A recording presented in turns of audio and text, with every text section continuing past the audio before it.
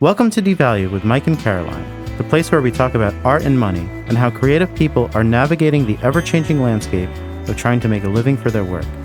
We're going to be interviewing all types of creative people, and we'll be talking about all types of issues that creative people face. We hope you'll get something out of it. We're excited to welcome you to Devalued. Hi, Mike. Hi, Caroline. Who are we talking with today? Today we're talking to Inside Baseball a little bit. We're talking to the people that help make this podcast happen. Michael Eads, who's the owner of We Own This Town. Hello. And Todd Merkley, who edits the podcast and makes it all possible and takes out all the ums and ahs. Hello. Thanks for hanging out with us and for all your hard work to make the podcast possible. Thanks for having us. Yeah, Definitely. Yeah, so we wanted to kind of get started about why we started this in the first place and what we've been up to here at Devalued. So why don't you tell us a little bit why we started this, Caroline? Well, I mean, it grew so naturally out of just a conversation that we had just past COVID, and we were just talking as friends and as creative people about the situation we're living in and all the struggles and the issues, and it felt really good to just talk to somebody about it and get their experience and their input, and you and all your wisdom said we should maybe record this and talk to other people about it. It's kind of cliche to say let's start a podcast in 2022. I will say I fought it internally, but I am glad that we did it. Yeah, I mean, because it's such a common question. All of our friends are creative people, and everyone that we know is in a band, and they were having these conversations in private that we wanted to make public, which is just how do you attempt at making a living at this? How do you value success with your work? How do you go on even though all the obstacles are in your way? And we wanted to do something that brought those really kind of private questions to light and make it okay to talk about those things. absolutely. I'm glad that you all did it as well. I think, I don't know if the word's demystifying, but maybe making those things less gauche to talk about, being more comfortable with talking about, I'm booking a show. What should I get paid? Something as simple as that. I think those are wonderful topics to cover. I'm glad you guys are coming together to have those conversations. Yeah, and as label owners, Michael owns YK Records, and I used to run Cold Lunch Recordings, and it's a struggle. So I feel like we have kind of a different viewpoint even than some artists about how all the money stuff works. We're supposed to know how it works. I feel like we're expected to know. Yeah, I think that's right. Supposed to know. Yeah. Good emphasis there. But yeah, it's all everybody figuring it out on their own. And I think having conversations like this sort of, feels like community, and it feels like helping each other figure things out, because it's not a competition. And I think that often is what people kind of think of this as. If your band has success, my band will have less success. And that's just not true. Everybody can be successful. Yeah, and I think what we've learned so far in talking to all these people, and we've been really lucky in who we've gotten to talk to so far, what I've learned is that no one knows what they're doing at any level. That's what I've really found, except for Suzanne Ciani, who really knew how to strike the balance between having a career and being a creative person. She is the best example of that I've ever encountered. Yeah, that conversation was really inspiring to me because she carries such a peace about her, and I strive for that. When you're trying to juggle all that stuff and you're trying to navigate, that can be frazzling. But For sure. She just is so graceful, and I really appreciated her perspective. I really like that she had such a good balance between her creativity and her work for hire kind of stuff. She knew even from the very beginning that she was going to do commercial work and then she was going to have creative work. And they can be totally different worlds, and she could still flourish with both of them. I thought that was really insightful. Mm-hmm. Yeah, I agree. I mean, I think that another thing that we've learned is that people have this kind of idea about what making it is, or that if you are a signed artist, or if you're like a successful touring artist, or you're putting out records that are getting a lot of streams, that you're living this life of like almost like it's like grotesque creativity where you're just like writing songs all day and doing all this creative stuff, but like in reality, the people that we've spoken to are really small business owners. They've had to set up shop and sell T-shirts out of their garage, just like everybody else, almost as if like they started their own like little boutique cottage industries that are built around their own art. Yeah, and I like that we've kind of addressed some of the myths around selling out, or whatever that means. I think there's certainly an aspect that artists need to keep in mind when they're trading off their creativity and their, creative choices for cash.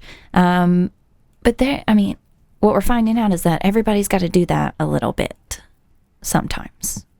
Yeah, those are hard choices that you have to make, and hopefully you have those opportunities to make those choices. Mm-hmm. Well, we start every episode with do you think art and money go together? Do you guys like this question? We've never asked you about this. Should we change it up in 2023? Do art and money go together? I think it's a good starting point. It's a nice conversation icebreaker. Yeah, I think it's good. It's a challenging question right off the bat. Yeah. Do you want to answer it? Oh, do you? I mean, it does go together because people have gotten rich off of art, but it's tough to think that you should expect money from just because you make art. Yeah, it's true. And what's your implication with the question? Do you mean art and money have to coexist, or that you should make art for money? Or what is there an undercurrent to the question that you just let the person receiving it put their own context on? Yeah, we let the person receiving it put their context on, because like people can take it a whole bunch of different ways, where it's like, like with Steve Albini, he's like, I'm not a fucking capitalist or whatever. Like immediately it becomes political. Mm-hmm. And then with another person where it's more philosophical or theological or spiritual, or it's just like, when we were talking to G-Lab, who's awesome. G-Slab. G-Slab. Yeah. Oh, shit. You can edit that out. That's for me. That's for me. He was saying they don't go together, and everyone else was saying, yes, they do. And from like the hip hop world, it has such an association with money that his answer was very surprising, because there's a clear distinction between art and money in his mind. And from an outside observer of that art form, it's like, art and money seem to be closely enmeshed in a way that like it's if you listen to like a Jackson Browne song, it's like money's like the furthest thing from his mind, even though everyone knows he's like a greedy asshole who charges like $50 for a t-shirt. You know what I mean? Everyone does that now. Yeah, but what's funny about G-Slab though is that immediately after the podcast, he brought his merch out and we bought his sweatpants. We both bought sweatpants. Yeah, that's money. He's money. So he's doing it. You know, he's making it work for himself, and I really appreciate that. Always bring your merch, people, anywhere you go. And don't be bashful about selling it. Yeah. No, I think that's right. Don't be bashful about selling it. It's funny that's G-Slab's perspective, because he is incredibly hardworking. Like all the stuff with 6-1 Tribe that happened this year, which is like a local hip hop collective here in Nashville with like 16 to 20 members. He's one of the founding members of it. And they put out an incredible album, and they're just hustling really hard. I don't know that they're doing it for money, but I assume that they're doing it to establish Nashville as like a place to recognize hip hop as like a valid source of hip hop, of the art form. So yeah, I think he is hustling for it in that way. It's funny that he would have such a division with money, because I think he's putting so much hard work in. I oftentimes observe that the people who are working for something deeper are the hardest working people. They're not. It's not about the cash exchange necessarily. There's something in them that needs to be part of this, like needs to do something for other people usually, and that makes them work harder than money ever could, I think. And we spent a lot of time here when we were talking to Mary Mancini. We were asking her if she felt as an activist and as a person that's married to like a really kind of locally famous Nashville person, songwriter, if Nashville was like a place where they valued their artists. And I kind of wanted to get your guys' opinion on that, because we ask everybody who lives here if that's true, but I kind of don't think so. But I don't want to. Like, does the government, the local government? Well, I don't want this to be like an anti-flag song or something, but it's like. No, but isn't that what the context of the question was? Was like, does the Nashville government respect the artist? The Nashville culture. Right. You know, the Nashville. I guess that would be part of it. Yeah, I mean, the government's supposed to be a reflection of our values, but I mean, you know. It's not. Well, yeah, but I think the way she answered that question was talking about how, like, in European countries, they'll, like, set you up, you know, there'll be places to stay when you play at the venue. Like, there'll be, like, an actual place to sleep. Or, like, in Canada, there's tons of arts funding, and they really care about filmmakers and musicians, and the government gives them money because they care about it. Where in Nashville and primarily the United States, that's not really that's not really happening. But does the Nashville music scene care about?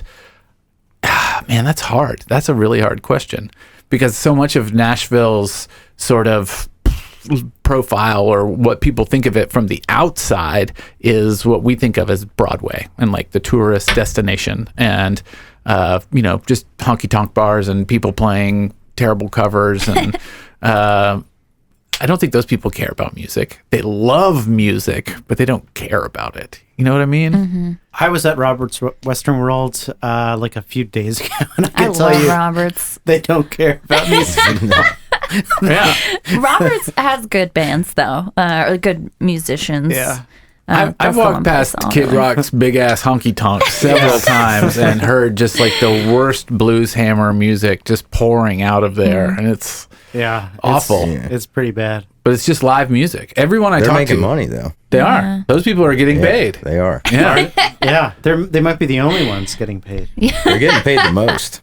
Yeah. Out of most of the musicians. Yeah, the people playing downtown in like tribute bands tend to make a good bit of money as well. So, which is not any shade on them. I mean, people like familiarity, so that's what they listen to. I really like maybe we should have a Nashville Broadway band on the podcast, because that would be an interesting perspective. Because I really resent people who come to Nashville and they say like, "Oh, the people that you'll see on Broadway are like some of the most talented people in the world," and it's like there's no evidence of that. I mean, I've surely seen some shredders down there. Yeah, they shred. Yeah. But is that good? it's not creative. Yeah. It's just shredding. Yeah. They're entertaining. It's more of an entertaining situation than it is like self-expression or human connection or any of those things that we tend to value in a performance. But that's not why you would go to Broadway for any of those things, right? Like, you don't go to Times Square in New York to like have human connection. You go to the M&M store. Exactly. God, it's the best. Yeah, that is that's a really really good good. store. Yeah. I wish I could answer the question, does Nashville care? I think they do. Like, I think there is a lot of passion for the local music scene here. And there's so much of it. There's so much music outside of Music Row and singer-songwriters and commercial country radio. And I think people do support it and come out. But every music scene has, that story of, we booked a show at XYZ venue and no one came. Like, it's literally everywhere. It doesn't mean you don't care. It's just hard to get people to come out. That goes back to what the podcast is about. It's like creative people are bad at marketing. You know, when we were talking Yeah. to Gil and Tails, two local bookers at national venues, they were saying like it's astonishing how many bands like don't even post about their shows on Facebook. Yeah. It's like, what is going on? Why So, play? You yeah, know, if so- you, I mean, I get it now a little bit more that we're doing from the podcast. I've always been promoting other people's shows. That's easy to do. You can get really excited about other people's stuff, and it doesn't sound weird when you're talking about it, you know? But when you're talking about your own thing, I don't know why. It just feels kind of weird. But it Yeah. shouldn't. Yeah, it's true. You should be proud of the stuff you make. Right. It's true. And that, like, to your point, Michael, like, there's a lot of stuff being made right now. I think I saw you tweet earlier today, like, I have 7 hours. 8 hours? Of best yeah, of. it ended up being 8 hours. and I posted it. The last episode of We Own This Down Music is an 8-hour episode of local music that I put together. I was just like, why not? For a whole work No, day. that's You listen amazing. to your whole...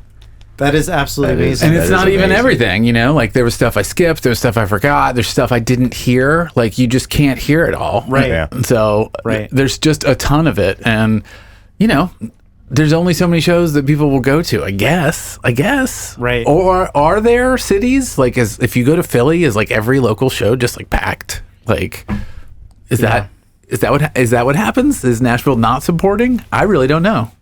Right. I don't know either. I doubt it. I feel like it's probably like that in every city.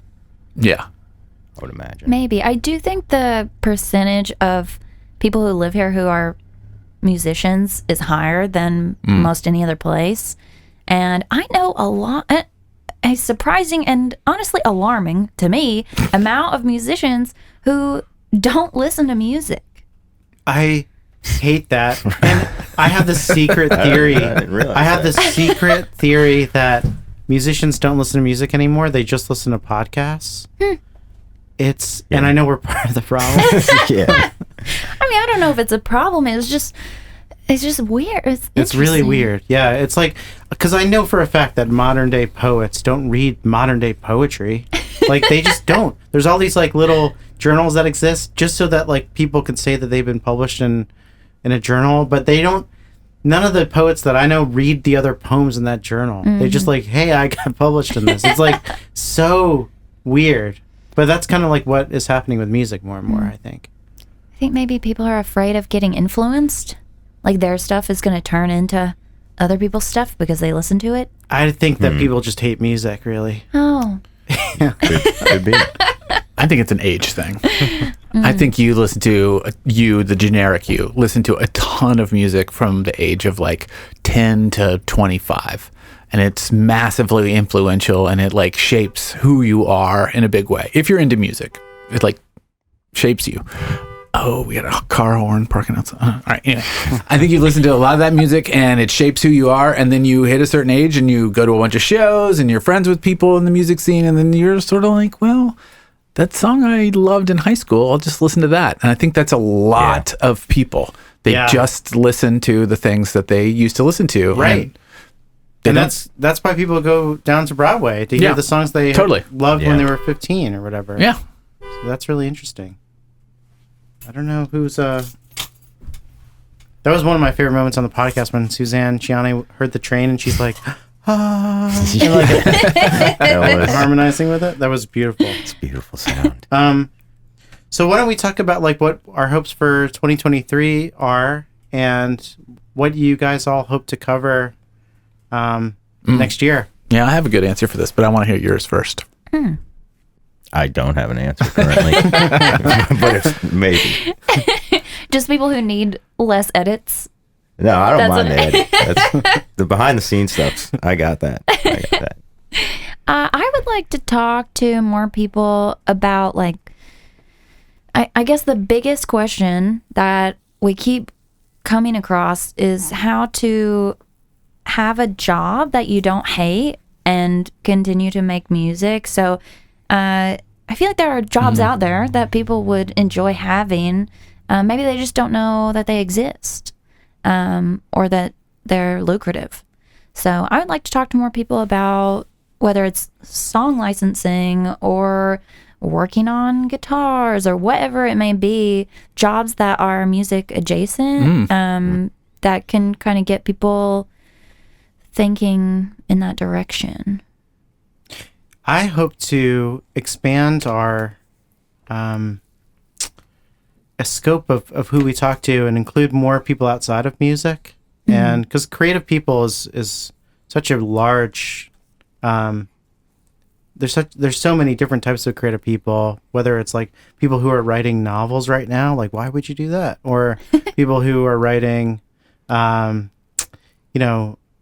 criticism, again, why? Or music criticism. I love all that stuff, or actors, or, probably no comedian needs to have another comedian on their podcast ever again. But I'd be open to talking to someone local who's like trying to make it here. Yeah. That would be interesting. And then, just like more people that are like blowing our minds. It's been so rewarding, the feedback that I've gotten from my friends and like people who are saying like this podcast is very useful and instructive, and I want to keep that spirit going next year. So me too. And I want to ask some harder hitting questions. I want to get to the bottom of some of this stuff. Like Albini, I really wish I would have asked him. We kind of skimmed over his transition from this like punk scene. Everybody's using everybody's stuff because nobody can afford anything. And then we kind of just jumped into, he had a studio.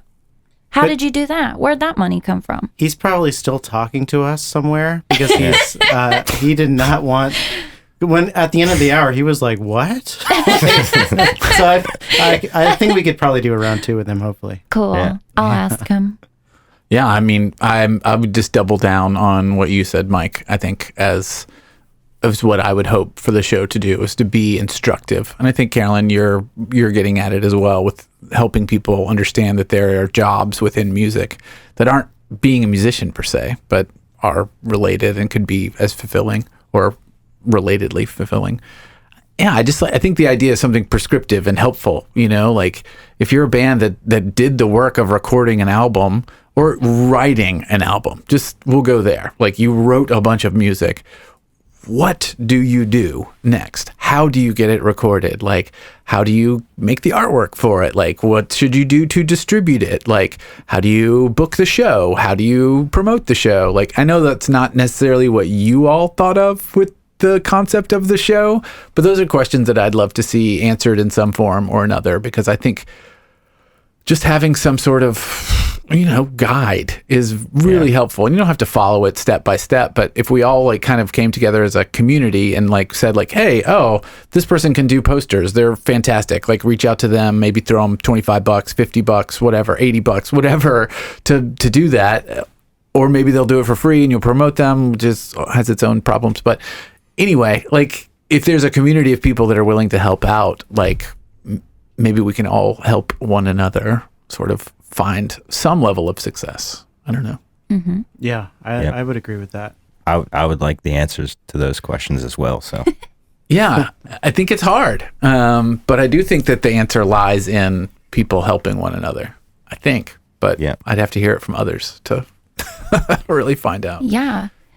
Mike, do you think that this process has been more uplifting than you expected?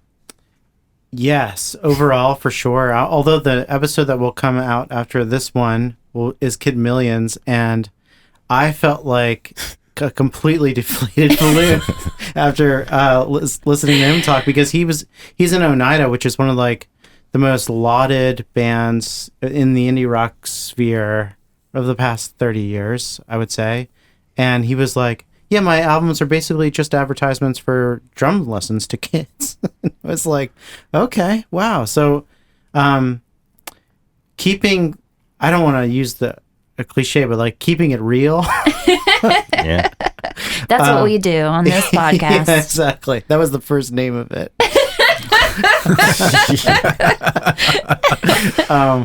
But I mean, having conversations like that where people who you think are really killing it and you think are really successful, and they have these careers that a lot of my friends would envy to have. And it's really, when you pull back the curtain, like it's not what it's cracked up to be.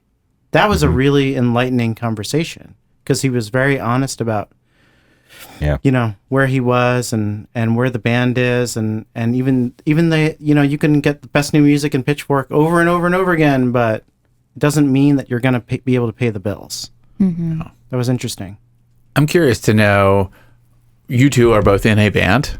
Yeah. Has this podcast sort of given you any perspective about how you feel about your band? It's been Your band's called Laundry. Everyone look it up. LAWNDRY. Go It's very listen. good.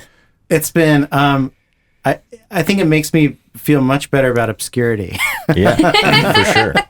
Because it's like no one really has an answer to any of these problems, and it's like we never did this to like make money from it, so Yeah, we're not gonna stop either way. yeah. So it's been a nice validation from people that we really respect, who have, like people who like Pete Kember, Sonic Boom, which it was the only time it made me wish that we were a video podcast because he was shirtless and smoking a joint the entire time we were talking. But he was, you'd hope. but he was saying that, he was talking about like he was eating like canned meat for years. Remember it was like bag of steak or something he was talking about? Oh my. And frozen pizzas and it's like he was in like the most influential band, Yeah. Spaceman 3, like super influential, and he was poor, and we haven't had to like live a life of poverty. And I'm super grateful for that. And we get to make the music that we want to make, and Carolyn, I put the same question to you. You're not making music yourself, but you are helping tons of musicians and tons of creative people. Has this show given you a different perspective when you talk to them and work with them? Yes. I mean, I've always had, I guess, like a heart for the struggles of the musician because they've done so much for me in my life. I mean, the music you listen to is like your friend, that's who gets you through hard times, parties with you in the good times. I mean, I have music on almost all the time. It's very much a part of my life. So the people who make it, I moved to Nashville 10 years ago, and it's been incredible to me to like know these people, to be part of this process and part of this community and help in any way.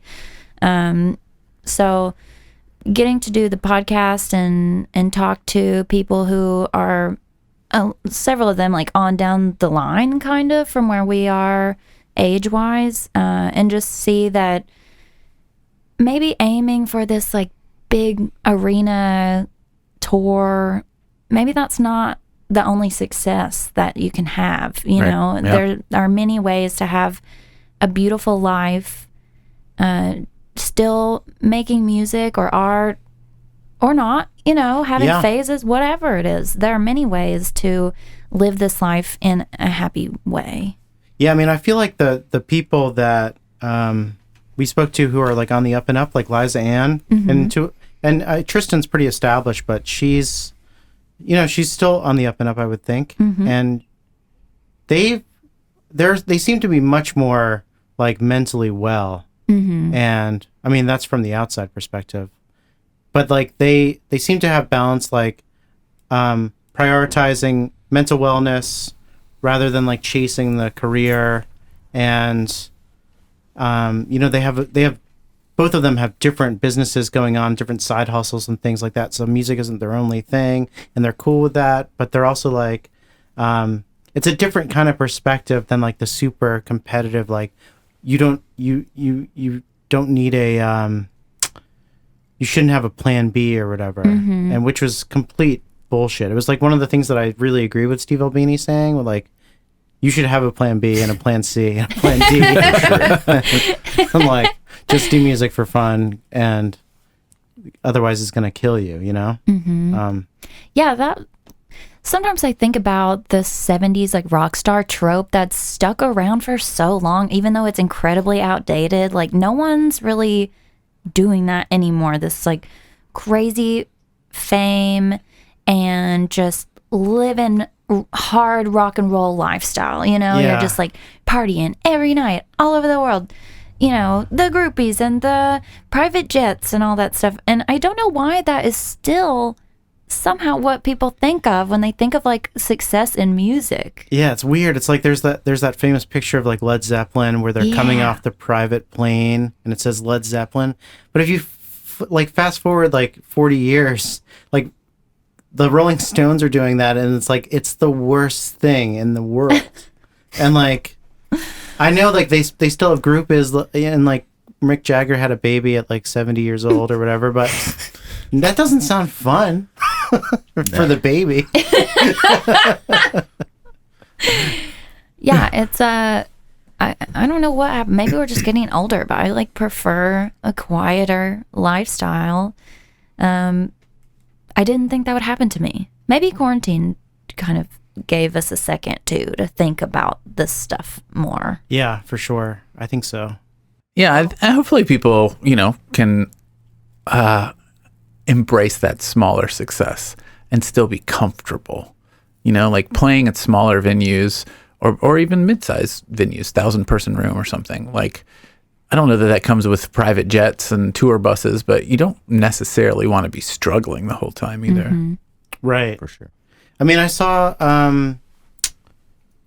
Lily Hyatt and Langhorne Slim the other night at the Basement East, and I didn't really know any of the songs that anyone played at all. And it was great. It felt like super communal, and it felt like a lot of the people there didn't know anything about either artist. And it was awesome. It was like, it felt like a night of like communal discovery which is rare. And it only happens at, small venues like that. It can't happen at like a Taylor Swift 3 nights at Nissan Stadium. Right. If you're spending $250 on the ticket, you better know who's playing. Yeah, for sure.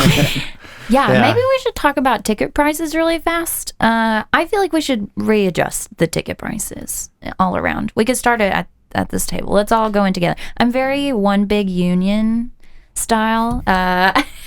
I like And I'm like, let's go ahead. Let's work it out now. We can all agree together. the idea of the larger the venue, the lower the prices. Oh. Because the worse the seats. Like if you're at Nissan Stadium watching Taylor Swift, like you're watching like a speck of dust. You feel like Neil deGrasse Tyson, like looking through a telescope. Yeah. And like we're watching this like weird concert where like all these. You're just listening to echoes. Yeah, it's strange. And I don't know. I feel like that should be like a $3 show. Because like, like parking and leaving, that's like 4 hours of your life that you'll never get back. Interesting. Is that what you meant? $3 for a No, stadium show? Think, she's getting paid or whatever. But I'm like, we should like up it. I mean, I don't think like there should be $5 $15. shows anymore. No. It's 2022. 2023, maybe by the time people hear this. So, I don't think there should be $5 shows. It's Yeah. too little. Like, I how are you agree. going to split that? You can't even, number one, you can't split that between a band and the venue. That's insane. Right. And then if there's two bands, which there's almost always two, it's just crazy. And no one there should be like a moratorium on the cash at the door. Oh, yeah. Everyone should have a card reader. I've for never sure. had I can't tell you the last time I carried cash on me. When my mom was in town, she gave me like $20 because she said I had to have cash on me. But it's like I never have cash on me. So if I go to a show, I have to like get cash, and then it's all a weird thing. And venues should like prioritize like people living in 2022 rather than 1983 with the $5 show, because then they could charge more. Because I would happily pay $20 to see. $20 in imaginary money is nothing. Right. Yeah. It's just your Venmo. I don't even count that. And if you never check your bank account, it's like almost free. There's a lot of problematic statements and all of that. Well, I also want bands to put up their Venmo more Yeah. visibly. Oh yeah. It should Like- be on the drum machine, or it should be on the drum head. Oh, Yeah. that's honestly That's called a drum. hilarious. That's kind of genius though, because I will tip way more than the ticket was going to be for like a free show. I mean, I'm not saying everyone does that or that you can depend on people to do that, but I think if you politely ask, We should have. We should make shirts with the Venmo on it. And Our- see what happens. Oh, cool. As an experiment. well, those bachelorettes ride around with their They Venmo got- on their yeah. cars. That is You know, hideous. Yeah, that's true. they're like, Yeah, "Here for my bachelorette, buy me a drink." I'm like, does that work? I hope it does. You know, That's I hope nice of people you. are generous enough to do that. Not you Right. though. No, There's probably some creeps. There's probably some creeps. We can make that T-shirt happen. I think that would be cool. Yeah. just to see what it if it does anything or not. You know? Yeah. Now it's our turn to merchandise. It's our turn. We're a band, basically. Yeah, Yeah. we're a new band. take We're what you Nashville's learned. latest band. We're all talking. It's a vocal group. Yeah. We're an acapella. We're a cappella. That's what word I was Yeah. looking for. Yeah, Nashville's a cappella spoken word Yeah. Yeah. conversation music. Conversation Oh, wow. music. Yeah. This is good. This is really good. So look out for our first album next year. Yeah. We'll be releasing a single. This is one, actually. This is our first single right First now. song. So It's speaking all of improv. we already had our first concert where you were not a part of. Sorry. I had to travel for work. I just want everyone to know. I did want to be there. It was at the bar that I book. So I wanted to be there. I love to be there. You'll be at the next one. Yeah, you bet. Yeah. I hope you March- will too, out there Yeah. listening. March What- 2nd, hopefully, God willing. Yeah. Is that the right date? I think always so. forget. I think it is. All right. March 2nd it is. Love it. Yeah. It'll be fun. Maybe it'll be a little warmer. Yeah. So, just to wrap things up here, Yeah. any New Year's resolutions for Devalued? Ooh, great question. Get more listeners would be good. That's a good resolution. Maybe a sponsor or two. That'd be nice. Yeah, I think from the, I guess I'm producer of the show. I Yes. guess I don't Yeah. know that I give myself that label, but more listeners, sponsors. I think doing clips of the show. We talked about that recently to share little insights from the conversations that you all are having that would lead more listeners in. So instead of sort of asking someone to like click a link and subscribe to a podcast, you just get it to them on Twitter and on Instagram and they can listen right there. And maybe if it's 30, 60 seconds long, maybe that's enough to have them click on through, tap on through to listen to more. So those are really the minor goals. The major goals are just to like talk to these people that you want to talk to and ask the hard questions. I want hard hitting questions. I agree. Yeah. And then get everyone paid in some way. That's like at the very root of it. Art and commerce, I think you should get paid for working hard. We're So, doing this in real time. We're Yeah. talking about it as we do it. It's meta. I agree. Behind the scenes, I would like me and Caroline to like wear matching clothing when we interview our Yeah. Honestly, I think Have you thought about we did cameras good today. filming it? thought about it. We've thought At least about if it. you have like in-house guests, Yeah. If you think it would be, you can put it on YouTube. You know, it's just another honestly, outlet. I have had a friend to recommend that. Same here. So I've had many people say like you should put it on YouTube with video, Yeah. and I was like, I'm totally for it. I think the camera loves me. Yeah. I agree. I'll be there too, I guess. Well, do you have any? That Yeah. yeah, I mean, just to keep rocking in the free world next year. Wow. It really is like a band. Nice. We're just trying to like keep going. Yeah, That's fun. yeah, I like it. I'm Ringo in this band. Oh, wow. That's great. Thank you. I'm John and Paul. I guess I'm George Martin. Yeah. I'm Yoko. Hopefully not. She didn't do anything. She didn't do anything bad. She just made great music. I mean, For real. Her music is freaking amazing. I believe you. do you think she would talk to us? I hope so. I think she would. I think she would talk to anybody. Cool. Yeah. We'll work on that. All right. Yeah, we'll Resolution. work on that. Let's speak with Yoko. Yoko. Let's speak with Yoko Ono. That'd be good. Okay. That's the name of this episode, by the way. Cool. Well, thanks for listening, everyone, and we're excited to do more 2023. Find out more about the show at devalued.show. Follow us on Twitter at Devalued Podcast and on Instagram at Devalued Podcast. Right? Isn't that what the username is? That Devalued is Podcast? That is exactly right. Thank you so much. Thank you.